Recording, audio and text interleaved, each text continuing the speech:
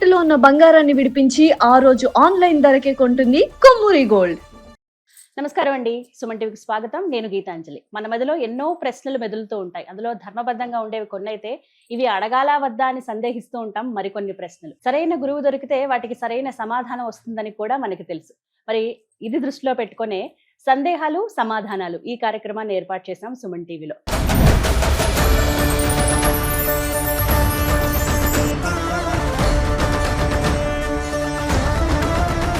మరి ఇవాల్టి కార్యక్రమంలో మన సందేహాలను నివృత్తి చేసేందుకు ప్రస్తుతం మన ముందున్నారు శ్రీ శ్రీ శ్రీ ఆనంద శివకామేశ్వరి సన్నిధానం పీఠాధిపతులు, అమ్మవారి ఉపాసకులు. వారిని చూడగానే అమ్మ గుర్తొస్తుంది. ఇక నేను ప్రత్యేకంగా చెప్పక్కర్లేదు, వారే శ్రీ శ్రీ శివకామేశ్వరి ఆనందమయ్య అమ్మ. అమ్మకు ముందుగా స్వాగతం పలుకుదాం. అమ్మ నమస్కారం. శ్రీమాత్రే నమః తల్లి. చాలా సంతోషం సుమన్ టీవీకి ఇచ్చేసినందుకు. అలాగే ఎప్పుడు నేను మిమ్మల్ని ప్రశ్నలు అడుగుతూ ఉంటారు. చాలా మందికి ఆసక్తి నేరుగా మిమ్మల్ని ప్రశ్నలు అడగాలని. అందుకనే ఇవాళ మీ శిష్య బృందాన్నే తీసుకుని వచ్చాము. అలాగే కొంతమంది మాకు తెలిసిన వాళ్ళు, ఇలా అందరూ కలిపి ఇవాళ ప్రత్యక్షంగా మిమ్మల్ని ప్రశ్నలు అడగడానికి వచ్చారమ్మా. మీ అందరికి కూడా స్వాగతం అండి. ధన్యవాదాలు సుమన్ టీవీకి ఇచ్చేసినందుకు. మరి ఎన్నో ప్రశ్నలు మెదులుతూ ఉంటాయి, వాటన్నిటికీ సమాధానం ఖచ్చితంగా మీరు అందిస్తారని కోరుకుంటూ, ముందుగా మొదటిది నాదే ప్రశ్న. ప్రశ్న కన్నా ముందు శుభాకాంక్షలు తెలియచేయాలనుకుంటున్నాను. ఎంత చక్కగా జరిగింది కార్యక్రమం కదా, ఏమనిపించింది మీకు? శుభాకాంక్షలు మా పిల్లలకి చెప్పాలమ్మా, అక్కడ పారాయణ చేసిన వాళ్ళకి. ఎందుకంటే పారాయణ నేను చేయించినా కూడా ఎంత క్రమశిక్షణతో పారాయణ చేశారంటే, ఇది ఇంత విజయవంతం అవడానికి ఈ పారాయణం ముఖ్య కారణం అమ్మవారి అనుగ్రహంతో పాటు అందరి లలితమ్మలకి కూడా చెందుతుంది. ఎందుకంటే అంత ఎండలో నిలబడి ఆ కాసేపు ఎండగానే తర్వాత ప్రకృతితో మమేకమై అసలు పారాయణ అద్భుతం అమ్మా. అది అసలు వర్ణనాతీతం అంటారు చూసావా, అంత బాగా జరిగింది పారాయణ. ప్రత్యక్షంగా అమ్మవారు విన్నారు అనడానికి సంకేతం కూడా తెలుసా అమ్మా? అసలు వింజామరలు వీస్తున్నట్టు చల్లటి మలయమారుతమైన గాలి. అసలు చెప్తున్నది అది అనుభవంలోకి వస్తే తప్ప చెప్పలేనిది. ఈ కార్యక్రమాన్ని ఇంత విజయవంతం చేసినటువంటి సోదరీమణులందరికీ కూడా నా ఆశీస్సులు. దాంతో పాటుగా అంటే ఏదన్నా కార్యక్రమం చేసినా, పూజ హోమం ఏం చేసినా అది ఫలించిందనో, దైవానుగ్రహం మన మీద ఉందనో తెలియటానికి కొన్ని సంకేతాలు ఉంటాయి. ఆ సంకేతం కూడా వచ్చింది, అది మీ నోటితోనే వినాలి. అమ్మా, ఒకలాంటి గగుర్పాటు అంటారు చూసారా, అది ఎప్పుడు కూడా ఒక పారాయణ పూజ జపం అయిపోయిన తర్వాత నేను అనుభవిస్తూ ఉంటాను. అలాంటి అనుభవం అక్కడ ఉన్న వాళ్ళందరికీ కలిగిందమ్మా. అసలు మర్చిపోలేకపోతున్నారు. ఎన్ని ఫోన్లు వస్తున్నాయంటే, అమ్మ మీ పారాయణ కానీ అక్కడ వచ్చిన అనుభవం కానీ మేము మర్చిపోలేకపోతున్నాం అని ఎన్ని ఫోన్లు కూడా చేస్తున్నారు. అదంతా అమ్మవారి కృపమ్మ, ఆవిడ సంకల్పం, ఆవిడే చేయించుకుంది కాబట్టి అంత బాగా చేయగలిగాం. లేకపోతే అంత ఎండలో అసలు అనుకోవడము, ప్రకృతి సహకరించడము, అసలు అది అంతా ఆవిడ అనుగ్రహం. వాతావరణం మారిపోయింది అసలు. ఇంకా బాగా సంతోషం అనిపించింది చివరిలో వచ్చిన వర్షపు చినుకులు. అది అమ్మ దీవెనే కదా. అవునమ్మా, ఎవరు తడవకుండా టక ఒక 100 చినుకులు పడి ఆగిపోయాయి. దేనికైనా శుభ సంకేతం అదే అమ్మ. యజ్ఞయాగాది క్రతువులు కానీ, నవరాత్రులు కానీ, ఇలా పారాయణలు కానీ జరిగినప్పుడు ఆ వర్షం అట్లా కాసేపు అట్లా దీవెనలాగా పూల జల్లులాగా పడ్డం అనేది శుభ సంకేతం. మా పీఠంలో నవరాత్రులు అయిపోయిన వెంటనే 4 నవరాత్రుల వెంటనే, అది ఏ కాలమైనా అవనిండి, కనీసం 1 నిమిషం పాటైనా వర్షం పడుతుంది పీఠం దగ్గర. గోవు సంచరిస్తుంది ఖచ్చితంగా. ఇవన్నీ శుభ సంకేతాలమ్మా. చక్కగా శుభ సంకేతాలు చాలా కనపడ్డాయి. అమ్మ, అలాగే ఇక్కడ ఉన్నటువంటి సందేహమే చాలా మంది అడుగుతున్నారు. అప్పుడు అడిగారు, ముందు ఉంది, అది తర్వాత కూడా ఉంది. ఏవైతే శ్రీ యంత్రాలు ఇచ్చారో కుంకుమలో పెట్టి, అవి మేము పూజా మందిరంలో పెట్టుకోవచ్చా? నిత్య పూజ చెయ్యాలా? వాటికి అభిషేకాల ఏమన్నా ప్రత్యేకంగా నియమాలు ఉంటాయా అని అడుగుతూ ఉన్నారు. ఏం అవసరం లేదమ్మా. గృహస్థు ఎంత చేస్తే ఎంత వరకు ఇవ్వగలము అంతే ఇచ్చాము. పెట్టుకోండి, చక్కగా అమ్మవారి కటాక్షం కలుగుతుంది. కుంకుమలో పెట్టండి. కుంకుమలో నేను అందుకే పెట్టినప్పుడు కూడా కుంకుమలోనే పెట్టి ఇచ్చాను. ఆ కుంకుమని చక్కగా బొట్టు పెట్టుకుని, మీరు ఇంట్లో కుంకుమ తీసుకుని దాంట్లో శ్రీచక్రాన్ని పెట్టుకుని, ఏది రోజు దీపారాధన చేస్తారు కదా, పాలో పండో ఫలమో బెల్లమో నైవేద్యం పెట్టండి చాలు. పౌర్ణమి నాడు లలితా సహస్రనామం పారాయణ చేసుకోండి, అయిపోయి. అంతకు మించింది ఏముంటుంది? ఊర్లు వెళ్ళినప్పుడు పరిస్థితి ఏంటి, ఇంట్లో లేకపోతే అని అడుగుతారు. అందుకే కుంకుమలో పెట్టమనేది. ఈ రజస్సుల దోషాలు వచ్చినప్పుడు కానీ ఇవన్నీ ఏముండవు, కుంకుమలో గాని విభూతిలో గాని పెడితే. అందుకే పైన లక్ష్మీదేవి, కింద శ్రీచక్రం ఉండేలాగా ఇచ్చాము. ఆ యంత్రం అంతా కూడా మీరు కుంకుమలో పెట్టుకుంటే ఎటువంటి దోషము ఉండదమ్మా. ఏం భయపడక్కర్లేదు. చాలా మంది భయపడుతున్నారని విన్నాను. అవును. ఏమీ భయపడక్కర్లేదు. ఎలా అండి ఎలా అని అడిగారు. మన శరీరమే శ్రీచక్రం, ఈ అవును. సృష్టి అంతా శ్రీచక్రం. అది తెలుసుకోవడానికి ఇది మొదటి మెట్టు అనుకోండి. ఎటువంటి భయాలు అపోహలు అక్కర్లేదు. యద్భావం తద్భవతి. భావనలోనే ఉంది. మీరు భయంగా ఎందుకు ఉండాలి? మీరు చక్కగా ఎంత పాజిటివ్ గా అమ్మవారు లక్ష్మీదేవి మా ఇంటికి వచ్చిందని చెప్పి భావిస్తూ పెట్టుకోండి, ఎంత కలిసి వస్తుందో. భావన ముఖ్యం. ముందు అందుకే చెప్తున్నాను, యద్భావం తద్భవతి. మంచి భావనతో పెట్టుకోండి, అంతా మంచి జరుగుతుంది. కానీ ఎలా అసలు చదవాలనేది నేర్పించారమ్మా ఒక పారాయణతో. చాలా మంది ఆసక్తి చూపిస్తున్నారు, మళ్ళీ మళ్ళీ అని అడుగుతూ ఉన్నారు. అవునమ్మా, వెంటనే. అందుకే చాలా మంది ఈ పిల్లలకి 10th క్లాస్ ఎగ్జామ్స్ ఉన్నాయని రాలేకపోయామని కొంతమంది, పెళ్లిళ్ళు మెయిన్ ఫంక్షన్స్ ఉన్నాయని రాలేకపోయామని కొంతమంది చెప్పారు. అందుకే త్వరలోనే జూలై నెలలో మరొక పారాయణ ఉంటుందమ్మా. అందరూ తప్పకుండా అటెండ్ అవ్వచ్చు. ఆ పారాయణ ఎక్కడ, ఈసారి అడ్రస్ తో సహా ముందే చెప్తాం. ఈ కన్ఫ్యూజన్ లేకుండా ముందే చెప్తామని, చక్కగా 2 months బిఫోరే చెప్తాము. చక్కగా ప్లాన్ చేసుకోండి. తప్పకుండా మేము సిద్ధం. చాలా మంది అమ్మ, నేను నిన్న శ్రీశైలం అమ్మవారి నిజదర్శనానికి వెళ్ళాను. మన పారాయణకి వచ్చిన వాళ్ళు చాలా మంది, అమ్మ మళ్ళీ మీరు ఎప్పుడు పారాయణ చేస్తారు అడుగుతున్నారు, మీరు ఎక్కడ పారాయణ చేస్తే మేము అక్కడికి వస్తామని ఎంత మంది సోదరిమణులు చెప్పారమ్మా. అసలు నాకు అది ఒక అనుభవం అన్నమాట.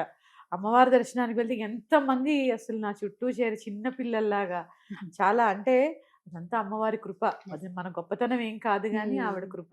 ప్రతి ఒక్కళ్ళు, అమ్మ మళ్ళీ ఎప్పుడు చేస్తున్నారు పారాయణ, మీరు మేము మళ్ళీ వస్తాం, మీకోసమైనా మళ్ళీ చేయాలనేదే సంకల్పం. ఈసారి వారాహి నవరాత్రుల్లో పంచమి రోజు పారాయణ ఎక్కడ ఏంటి అనేది అన్ని డీటెయిల్స్ తో మళ్ళీ మీ ముందుకు వస్తాం. తప్పకుండా అమ్మ, ఎదురు చూస్తూ ఉంటాం. సిద్ధంగా అయితే ఉన్నాం, ఎదురు చూస్తూ ఉంటాం. ఇక ఎప్పుడు నేను అడుగుతూ ఉంటాను, పీఠం దగ్గరికి వచ్చినప్పుడు ఇక్కడ స్టూడియోలో మాట్లాడతాం, ప్రత్యక్షంగా అడగాలని అందరికీ కోరుకుంటుంది. ఇప్పుడు శిష్య బృందం ఉన్నారు, తర్వాత ప్రేక్షకుల్లోనే చాలా మంది ఆసక్తి ఉంది కాబట్టి వారిని కూడా ఆహ్వానిస్తున్నాము. స్క్రీన్ మీద కనిపించే నెంబర్ కి మీరు కాల్ చేసి మీరు ప్రత్యక్షంగా ఈ కార్యక్రమంలో కూడా పాల్గొనొచ్చండి. వివరాలన్నీ తెలియజేస్తారు ఎప్పుడు ఉంటుంది ఏమిటి అనేది. అలాగే ఇప్పుడు ఉన్నటువంటి వీరితోటి మరి ప్రశ్నలు తప్పకుండా, మా సందేహాలు మొదలవబోతున్నాయి. ముందుగా ఎవరు అడుగుతారు? శ్రీమాత్రే. నా పేరు అంజని, నేను సికింద్రాబాద్ అల్వాల్ నుంచి వచ్చాను. అందరికి ఉండే ఒక ప్రశ్న, అది ఏంటంటే అమ్మవారిని ఆరాధిస్తే జీవితంలో ఎలాంటి మార్పులు మనకి జరుగుతాయి అని, సాధన ద్వారానే కానివ్వండి, నామ పారాయణ క్రమంలోనే కానివ్వండి, ఎలా మార్పులు ఏంటి అనేది ఒక చిన్న ప్రశ్న. చాలా మంచి ప్రశ్న అమ్మా. అమ్మవారి పూజ చేస్తే ఏది రాదు అని అడగండి. ఎందుకంటే అమ్మవారిది అనంతమైనటువంటి శక్తి. ఎందుకంటే ఆవిడే సృష్టి స్థితిలయ కారిణి. ఇది లేదు అది కాదు అన్నట్టు కాకుండా అన్నిటినీ ప్రసాదిస్తుంది. అన్నపూర్ణే అన్నాన్ని అందిస్తుంది, సంతాన లక్ష్మి సంతానాన్ని ప్రసాదిస్తుంది, సంపత్కరీ దేవతగా సంపదనిస్తుంది, దండిని శక్తిగా మనల్ని కాపాడుతుంది. ఒకటి కాదమ్మా, అమ్మ దయ ఉంటే అన్నీ ఉన్నట్లే, అన్నీ ఉన్నట్లే. ఇంకా చెప్పాలి అంటే మీరు అడిగారు ఉపాసన పారాయణ అని. ఉపాసన అనేది పూర్వజన్మ సుకృతాన్ని బట్టి వస్తూ ఉంటుంది, అందరూ రాలేరు. కానీ పారాయణ వల్ల కూడా తరించిన వాళ్ళు చాలా మంది ఉన్నారమ్మా. లలితా సహస్రనామ పారాయణ నేను ఇదివరకు కూడా చెప్పాను ఒకసారి ఛానల్లో. 41 రోజుల పాటు క్రమం తప్పకుండా ఒకటే సమయానికి పారాయణ చేసి పెసరపప్పు, వడపప్పు అంటాం కదా, వడపప్పు పానకం నివేదన చేయడం ద్వారా ఎలాంటి కోరికలైనా కూడా నెరవేరుతాయమ్మా. అమ్మ దయ ఉంటే మళ్ళీ చెప్తాను అన్నీ ఉన్నట్లే. జీవితంలో వచ్చే మార్పులు ఏంటి? సహజంగా అమ్మ అనేది అమ్మతత్వం. ఆ అమ్మతత్వాన్ని మనం అర్థం చేసుకోగలిగితే అదే లలితా శాస్త్రం అంటే, సహస్రనామం అంటే అదే. మొత్తము మొదటి శ్లోకం నుంచి, ఎందుకంటే శ్రీమాతతో మొదలవుతుంది. మొదటి శ్లోకంలో ఏముంది? శ్రీమాత. శ్రీమాత అంటే అమ్మలగన్న అమ్మ. ఆఖరికి వినండి, శివ శివశక్తి ఐక్య రూపిణి లలితాంబిక. అంబిక అంటే అమ్మ. అమ్మతో మొదలై అమ్మతో ముగిసేదే లలితా సహస్రనామం. అంటే అమ్మ తత్వాన్ని అంతా కూడా అందులో పొందుపరిచి అసలు అమ్మ ఎలా ఉండాలి అని చెప్పేదే లలితా సహస్రనామం. అలాంటి అమృతమైనటువంటి కోపం నశిస్తుంది ఆ లలితా సహస్రనామాన్ని అమ్మ పాదాలు పట్టుకోవడం వల్ల. అసలైన అమ్మ తత్వం తెలుస్తుంది. ప్రేమ అంటే ఏంటి, బిడ్డల్ని ఎలా పెంచాలి, ఎలా పోషించాలి, భార్యగా ఎలా ఉండాలి, సైన్యాధ్యక్షురాల్లా ఎలా ఉండాలి, ఇవన్నీ కూడా ఒకటి కాదమ్మా, అన్నీ తెలుస్తాయి అమ్మని ఆరాధిస్తే. అందుకని అమ్మదయ ఉంటే అన్నీ ఉన్నట్టు. చక్కగా తెలియజేశారమ్మా. తదుపరి ప్రశ్న. శ్రీమాత్రే నమః అమ్మ. నా పేరు సంధ్య నాగపల్లి, షాద్నగర్ నుంచి. చెప్పండి. మామూలుగా ఇప్పుడు మాకు నెలసరి ఉంటుంది కదా మహిళలందరికీ. నెలసరి తర్వాత రజో దర్శనం తర్వాత ఏ రోజు నుంచి పూజ చేసుకోవాలి ఏంటి, చాలా మందికి సందేహం ఉంటుంది కదా, ఇది ఒకసారి నివృత్తి చేస్తారా? తప్పకుండా తెలియజేస్తానమ్మా. ముందు మన ఆడవాళ్ళం అందరం కూడా దీన్ని తప్పు అనే కోణంలోంచి అది చూడడం అనేది పక్కకు పెట్టండి. ముందు ఆడవాళ్ళమే ఏం చేస్తారో తెలుసా, ఈ రజో దర్శనం అవగానే మనకి మనమే శిక్ష వేసుకున్నట్టుగా భావిస్తూ ఉంటాం. అది తప్పు, అలా ఉండకూడదు, ఇలా ఉండకూడదు. అది లేకపోతే సృష్టే లేదమ్మా. కానీ దానికి కొన్ని నియమాలు ఏర్పరిచారు. ఎందుకంటే చాలా మంది అనుకుంటారు ఇది చాలా తప్పు కాబట్టి ఈ నియమాలు పెట్టారని అనుకుంటారమ్మా. కానీ కాదు, ఇది చాలా పవిత్రమైనది కాబట్టే కొన్ని ధర్మాలు పెట్టారు. ఎందుకంటే ఆ సమయంలో స్త్రీ యొక్క మానసిక స్థితిని బట్టి, ఇప్పుడు ఇంగ్లీష్లో చెప్పాలంటే హార్మోనల్ బ్యాలెన్స్, కోపం వస్తూ ఉంటుంది, చికాగ్గా ఉంటుంది, పని చెయ్యలేరు, ఇలాంటివన్నీ ఉంటాయి కదమ్మా.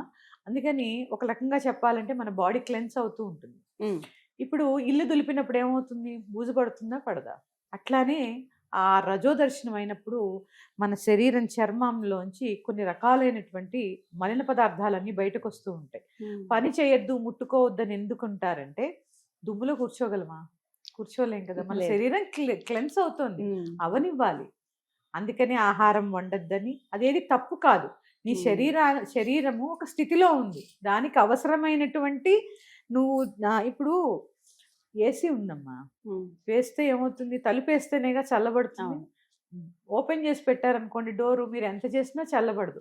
అందుకని శరీర ధర్మం ఏంటి, ఆ సమయంలో రెస్ట్ తీసుకోవడం, పని చేయకపోవడం, ఒత్తిడికి లోనవ్వకుండా ఉండడం, ఇది ముఖ్యం. అందుకని కొన్ని ధర్మాలు పెట్టారు. కో ధర్మ అని కాలాన్ని బట్టి ధర్మాలు మారుతూ ఉన్నాయి. అప్పుడంటే ఉమ్మడి కుటుంబాలు, దీనికి ప్రత్యేకమైన ప్రదేశములు. ఇంకొకటి కూడా ఉందమ్మా, ఈ రక్తం యొక్క వాసనకి పూర్వం అన్ని మట్టి ఇళ్ళు, వ్యవసాయాలు, కరెంట్ ఉండేది కాదు. ఈ వాసనకి పురుగులు, పాములు, తేళ్ళు, మీరు ఎప్పుడైనా విన్నారో లేదో, మండ్ర కప్పలని ఉండేవి మా చిన్నప్పుడు. మేము చూసా, అది కుట్టిందంటే అసలు ఇప్పుడు అంతరించిపోయేవి, కానీ మేము చూసాం. నాకు కుట్టింది కూడా చిన్నప్పుడు. అసలు బగ బగ బగ బగ మండిపోతుంది. అంటే ఆ వాసనకు పసిగట్టి కుట్టేస్తాయి అన్నమాట అవి. ఇలాంటి నియమాలు ఉండబట్టి చాలా జాగ్రత్తగా వాళ్ళని కాపాడేవారు. ఇలాంటివన్నీ ఉండేవి భయాలు. అంటే అప్పుడున్న పరిస్థితి అది కదమ్మా. ఇలాంటి భయాల్లో మనకి కొన్ని ధర్మాలు పెట్టారు, ఆచరించాము, ఆచరించాలి కూడా. కానీ దాని దోషంలా మాత్రం చూడకూడదు. ఎందుకంటే నీ శరీరం యొక్క స్థితి కోసము, నీకు రెస్ట్ కోసమే అది పెట్టింది. తర్వాత వారు అడిగారు, రజో దర్శనం అయిన తర్వాత ఎన్నో రోజు పూజ చేసుకోవాలి? ఇది అందరి సందేహం అమ్మా. అమ్మ, ఏదైనా 5వ రోజు, శాస్త్రం చెప్పింది 5వ రోజు. ఇక మీకు ఆ తర్వాత రజో దర్శనం అవుతోందా కావట్లేదా ఇవన్నీ ఉండదు. 3 రోజుల నియమము. 4వ రోజు స్నానం చేసి వంట చేసుకోవచ్చు, ఇంట్లోకి వచ్చి 5వ రోజు పూజ చేసుకోవచ్చు. దీనికి ఎటువంటి అడ్డంకి లేదు. శాస్త్రం చెప్పింది అయితే ఇదే.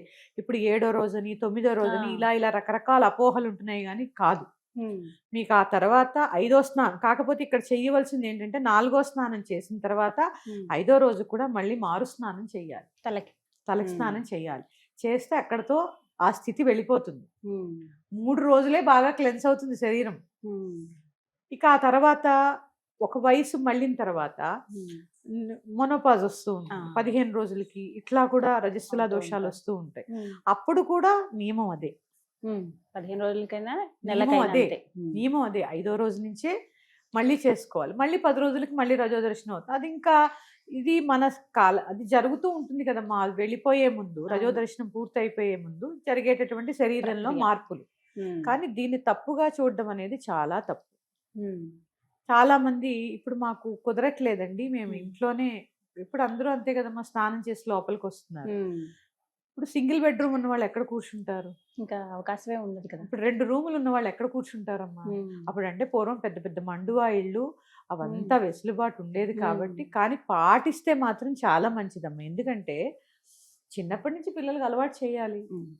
ఆ 3 రోజులు మీరు కూర్చోండి. భర్త ఎందుకుంటారు, కాస్త అన్నం పప్పు 3 రోజులు ఏముంది, ఒక అన్నం వండుకుంటారు, పప్పు వండుకుంటారు, లేకపోతే 4 బెండకాయలు దొండకాయలు వేయించుకుంటారు. 3 రోజుల్లో వచ్చేది ఏముందమ్మా, వాళ్ళకి రెస్ట్ ఉంటుంది. కొన్ని దోషాలు అంటుకోవు అసలు. మామూలుగా రజస్వలా దోషం ఏంటి నేను చెప్తున్నాను. ఆ రజోగుణం దర్శించిన స్త్రీ చేత వండిస్తే బ్రహ్మహత్యా పాతకం చుట్టుకుంటుంది ఆ భోజనం చేస్తే అని చెప్తూ ఉంటారు. ఇది ఎవరికి, ఆవిడ వండినందుకు కాదు, ఆ స్థితిలో కూడా ఈవిడ వండించుకున్నందుకు, ఆ స్థితిలో కూడా వీళ్ళు వండించినందుకు. అంతే తప్ప తింటే పాపం ఆవిడకేం లేదు, ఆ స్థితిలో కూడా ఆవిడ పని చేయించినందుకు. కానీ ఖచ్చితంగా అమ్మ, నేను ఎక్స్పీరియన్స్తో చెప్తున్నాను, రజోదర్శనం అయినప్పుడు కూర్చుంటే నొప్పులు, వాతాలు, అనవసరమైన ఊబకాయాలు ఇవేమి ఉండవు. ఎందుకంటే శరీరాన్ని ఎక్కువ పచ్చిగా ఉంటుంది, ఎక్కువ తడపకూడదు. ఇది కొంచెం ఎక్కువగానే చెప్తున్నాం కానీ తెలియాలమ్మా, తడపకూడదు శరీరాన్ని. అందుకే 3 రోజులు స్నానం చేయొద్దని ఎందుకంటారంటే నీళ్ళల్లో ఎక్కువ తడపకూడదు. ఇప్పుడు మామూలుగానే నా సోదరి వాళ్ళు ఏం చేస్తూ ఉంటారు, అంటే తలస్నానం చేసేస్తూ ఉంటారు. ఇక ఈ 5 రోజులు వచ్చిందంటే ఇంక చెప్పక్కర్లేదు, పొద్దున్న సాయంత్రం. దీనివల్లే ఎక్కువ వాత నొప్పులకి లోనవడానికి ఇది ఒక కారణం. ఒత్తిడి, చాలా దానికి తోడు ఒత్తిడి, ఇది ఒక ఒత్తిడి అయిపోతుందమ్మా, ప్రశాంతంగా ఉండలేరు. అందుకని మీ వీలును బట్టి చక్కగా 4 రోజులు వచ్చారు ఇంట్లోకి, అన్ని ముట్టుకోకండి. కొన్ని సామాన్లు తీయించుకుని వండుకొని మిగిలిన ఆ 4వ రోజు మీ ఉప్పు నూనె అయితే అసలు పనికిరావమ్మా. ఉప్పు నూనె ఇలాంటివి ఏవి అసలు పనికిరావు. ఎంత అవసరమో అంతే తీయించుకోండి. మగవారు యజ్ఞోపవేతం మార్చుకోండి 5వ రోజు, అదే యజ్ఞోపవేతంతో ఉంటే పనికిరాదు అసలు. ఇవన్నీ దోషాలు. ఎందుకంటే ఆ సమయంలో భోజనం చేస్తున్నారు కదా, 5వ రోజు యజ్ఞోపవేతం మార్చుకోవాలి. మార్చుకుని చక్కగా ఇంటిల్లిపాతి మళ్ళీ పుణ్యావచనం పావమాన సూక్తం ఏదో చదువుకుంటూ చక్కగా ప్రోక్షణ చేసుకోండి. మాకు తెలియదు, గూగుల్లో వెతికితే వస్తుంది, ప్లే చేసుకోండి. అంటే ఇవన్నీ ఏంటంటే సూక్ష్మంలో మోక్షం అంటూ ఉంటారు చూసారా, మరి కలిపాం ఏం చేస్తాం. అందుకని పదార్థాలు కొంచెమే తీసుకోండి, అన్నీ ముట్టుకోకండి. 2 జతల బట్టలే ముట్టుకోండి. మీరు వాళ్ళ దగ్గర నుంచి ముట్టుకుని మళ్ళీ అవే పూజలకు కట్టుకొచ్చి చాలా దోషం ఉంది, చాలా దోషం. ఎందుకంటే మనకు కొన్ని నియమాలు ఉన్నాయి. పూజ అంటే పవిత్రమైన కార్యం, అవునా? మీరు పూజ గురించే కదా అడిగారు. ఇల్లంతా కలిపేస్తూ బీరువాలోకి వెళ్ళి చీరలు ముట్టేసి అవే మళ్ళీ తెచ్చి పూజకు కట్టుకుంటారు. అలాంటి పనులు చేయకుండా ఎంత అవసరమో అంతే తీసుకుని అంతే వాడుకుని ఒక గదిలోనే ఉండండి. ఆ హాల్లో అనుకున్నారా, కిచెను హాలు అంతే, బెడ్రూమ్స్ వాడకండి. ఇక మన అపార్ట్మెంట్ కల్చర్ మందంతా వేరే కూర్చోడానికి ఉండదు, పక్కనే తగులుతూ ఉంటాం. ఉన్న మన నలుగురమే కదా, పిల్లలకి అందుకే చిన్నప్పటి నుంచి అలవాటు చేయండి. ఆ దోషంలో ఉన్నప్పుడు వాళ్ళకు కూడా పని వస్తుందమ్మా. వాళ్ళకు కూడా అయ్యో అమ్మ ఈ సమయంలో విడిగా ఉంటుంది, మేము ఈ పని చేయాలి, ఇది నేర్చుకోవాలి, మగవాళ్ళకి అలవాటు అవుతుంది, పిల్లలకి అలవాటు తెలుస్తుంది. దీంట్లో కులమత విభేదాలు ఏం లేవు, ప్రతి ఒక్కళ్ళు పాటించవలసిన నియమం, అది ధర్మం. ఎందుకంటే నేను చెప్తూ ఉంటాను, మన ఋషులు మునులు ఒక రాజముద్ర వేస్తూ ఉంటారు, నా రాజముద్రలో ఇది కూడా ఉంటుంది. ఎందుకంటే అది పాటిస్తే మన కోసం కదా, మన కోసం. కానీ అవకాశం లేని వాళ్ళు మాత్రం ఖచ్చితంగా ఆ కొద్ది సామాన్లే వాడుకుంటూ మళ్ళీ ముట్టుకోకుండా 6వ రోజుకి అవన్నీ తీసి పక్కకు పెట్టేసి కొద్దిగా వాడుకోండి. మీరే చేయాలి కాబట్టి వంట. పూజ గది కలిపి వేసుకోండి. అవకాశం లేని వాళ్ళు ఆ పూజ గది వాడకండి, ఆ పక్కకి వెళ్ళకండి. హాలు కిచెన్ ఇంతవరకే వాడుకోండి, బెడ్రూమ్స్లోకి వెళ్ళకుండా. ఇట్లా ఉన్నంతలో కొన్ని నియమాలు. సోఫాల మీద పడుకోకుండా కింద పడుకోగలిగితే కింద పడుకోండి. ఏముందమ్మా 3 రోజులు ఎంతసేపు గడుస్తాయి. కానీ దీన్ని ఏదో పెద్ద దోషంలా చేసేసి, దీన్ని ఏదో దోషంలా చూసి మనకు మనమే శిక్ష వేసుకుంటూ ఉంటాం. నేను కూడా స్త్రీయే కదా, మనమే శిక్ష వేసేసుకుంటూ ఉంటాం. అంత అవసరం లేదమ్మా, అంత అవసరం లేదు. 5వ రోజు నుంచి చక్కగా యజ్ఞ యాగాది క్రతువులు కూడా చేయవచ్చు, వ్రతాలు చేయవచ్చు. 5వ రోజు నుంచి దేవాలయాలకు వెళ్ళవచ్చు, పారాయణలు చేయవచ్చు. 4వ రోజు వరకే నియమం. 3వ రోజు దాకా దాన్ని ఏమంటారు, రెస్ట్. 4వ రోజు నుంచి స్నానం చేసుకోండి, 4వ స్నానం. ఇంట్లోకి రండి, వంట చేసుకోండి. 5వ రోజు నుంచి మాత్రం మళ్ళీ స్నానం చేసుకోండి, అన్ని కార్యక్రమాలు చేసుకోవచ్చు. కానీ కలపకుండా ఉంటే మహా సంతోషం. ఇప్పుడు మళ్ళీ అవేర్నెస్ వస్తుందమ్మా. ఇది ఎందుకు చెప్తున్నానంటే కలపకూడదని, పూజలు ఇవన్నీ పక్కకు పెడితే మీ ఆరోగ్యం కోసం. అసలు ఈ ఊబకాయాలు కానీ వాతం నొప్పులు కానీ రాకుండా ఉంటాయి. చాలా ఆరోగ్యంగా ఉంటారు. కలపకపోవడం వల్ల. దీని గురించి చెప్తున్నాను. ఎన్నో సందేహాలు ఇలా ఉండనే ఉంటాయి, అడుగుతున్న కొద్దీ వస్తూనే ఉంటాయి. కానీ ఇది చాలా విలువైన సమయం మాకు కేటాయించారు. అలాగే ఇంకా చాలా మంది అడిగేందుకు సిద్ధంగా ఉన్నారు. మరొకసారి మళ్ళీ కార్యక్రమాన్ని అయితే ఏర్పాటు చేస్తాను, అప్పుడు కూడా మీ సమయం ఇవ్వాల్సిందిగా తప్పకుండా అమ్మ. ఈ కార్యక్రమంలో మీరందరూ కూడా భాగస్వామైనందుకు ధన్యవాదాలండి. ఇంత దూరం నుంచి వచ్చారు. ప్రతి ఒక్క ప్రశ్న ఇది అందరికీ ఉండే సందేహాలే, వీటికి అంతం అనేది ఉండదు ఖచ్చితంగా. అలాగే ఈ సందేహాలు సమాధానాల కార్యక్రమం కొనసాగుతూ ఉంటుంది. ఎవరైనా ప్రేక్షకుల నుంచి కూడా చాలా మంది ఆసక్తి చూపిస్తున్నారమ్మా రావడానికి. అలా వచ్చినప్పుడు వెంటనే నేను మీకు తప్పకుండా సమాచారం అందిస్తాను. ఒక్కటే నేను చెప్పాలనుకుంటున్నది, భయాన్ని భక్తిని కలపకండి. భయంలో భక్తి వద్దు, భక్తిలో భయం వద్దు. ఇది పోయే వరకు ఈ భావన, ఆ భయము అనే భక్తిలో ఆ భయం అనే భావన పోయే వరకు నా వంతు కృషిగా ఎంత చేయాలని అమ్మ ఆజ్ఞాపిస్తే అంత చేస్తాను తల్లి. తప్పకుండా కలుస్తాను. చాలా చక్కగా వివరించారమ్మా. ధన్యవాదాలు. మీ అందరికి కూడా ధన్యవాదాలండి. విన్నారు కదా, సందేహాలు సమాధానాలు కొంతలో కొంత ఇవాళ నివృత్తి అయ్యాయనే భావిస్తున్నామండి. ఇంకా చాలా సందేహాలు ఉన్నాయి అన్నప్పుడు మీరు కామెంట్స్లో మీ సందేహాలను వ్యక్తపరచొచ్చండి.